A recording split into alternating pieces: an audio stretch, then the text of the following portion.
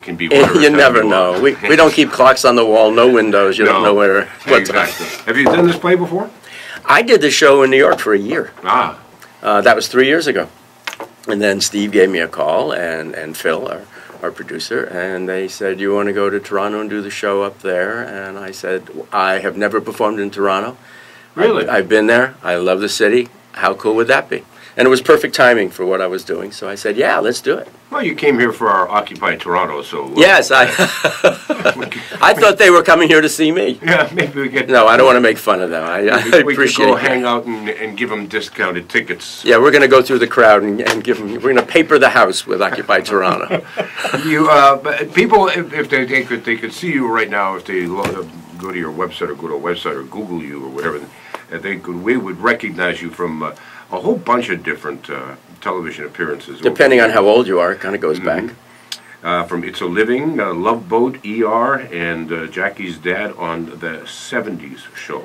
Yeah, some teenagers came up to me the other night. They went, Mr. Burkhart. That's the name of Jackie's dad. Yeah. So yeah, Mila Kunis's dad. Yeah, pretty cool. Which meant that I was married to Brooke Shields. You know, you can't go wrong. Yeah, how'd that work out? Well, we're not together anymore. They sent me to jail, actually. Damn. I did 3 shows. I went to the Christmas party. I stepped on the producer's foot when I was dancing with her, and that was, then they sent me to jail. Oh, they sent your character? Yeah. I don't think it had anything to do with stepping on their foot. What was the premise for that? Like, what did you do that landed you in jail? The character, I should say.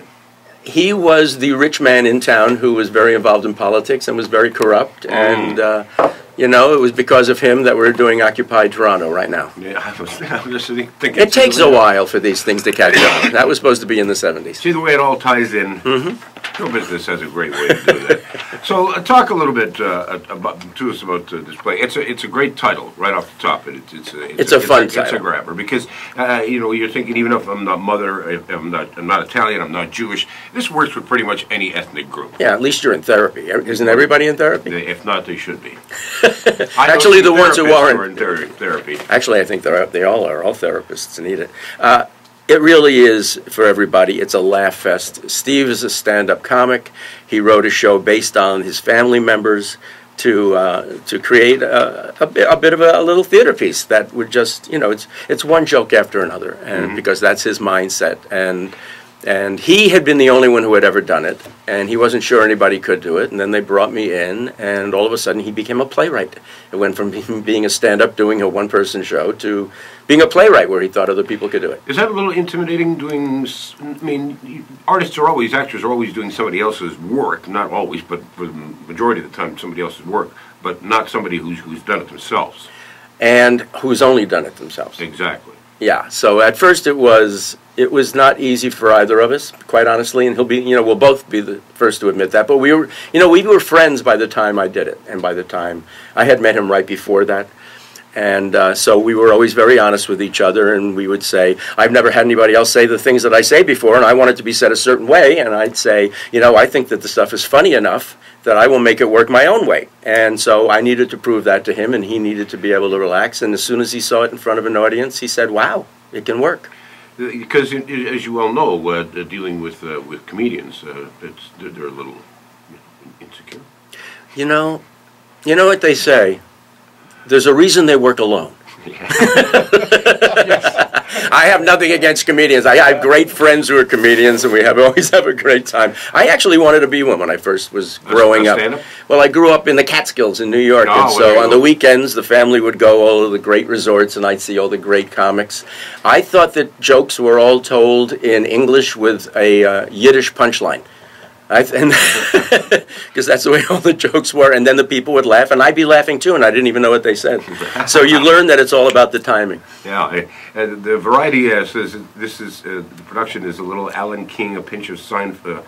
Little Alan King here, a pinch of Seinfeld there, with a smidgen of Don Rickles, Billy Crystal, and George Carlin thrown in. That's pretty decent, isn't it? Yeah. All greats. Yeah, I think. Well, and it is. It's very stand-up-y. I don't think that there's any denying that, because that's the character. So you view his family the way he would tell a joke. But he does tell a bit of a story about his life and his family, being half Jewish and half Italian. And so, when his mother talks, she's from Italy, and she talks like this. And his father's from Russia, and he talks, So, and there are about 30 characters on the show, and they're talking to each other, and they're talking to me, and I'm bouncing around, and it's, But it's 2 hours. It's a one-man show. It's a one-man show. And it's like a 90-minute show? It's me.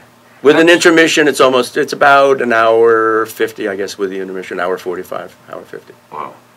I mean, I'm thinking, if you're doing stand-up comedy and you're out there for that length of time, and you blow a lead into a joke, only you know that.